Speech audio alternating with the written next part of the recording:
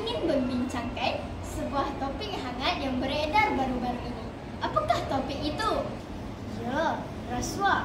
Kebelakangan ini semakin banyak rasuah berlaku di mana-mana dan pada bila-bila masa. Malah di kalangan remaja juga banyak berlaku. Namun begitu, kerajaan tetap mempunyai cara untuk mengatasi situasi ini. Berikut adalah contoh situasi rasuah. Murid-murid, jangan lupa siapkan kerja rumah yang cikgu bagi tadi hantar hari Isnin. Bangun! Terima kasih cikgu.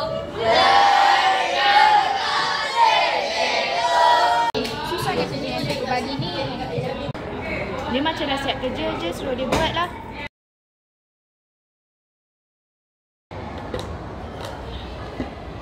Boleh tak kau siapkan kerja sekolah aku ni? Tak nak lah, aku sibuk lah.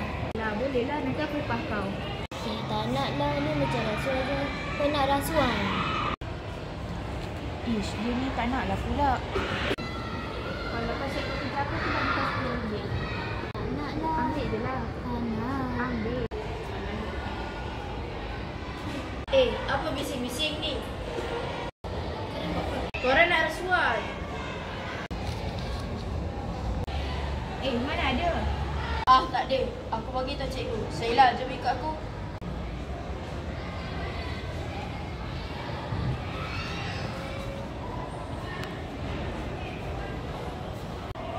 Naik bas dari Melaka, turun makan laksa. Hidup jujur sentiasa selesa. Jauhi rasuah setiap masa. Sekian perkongsian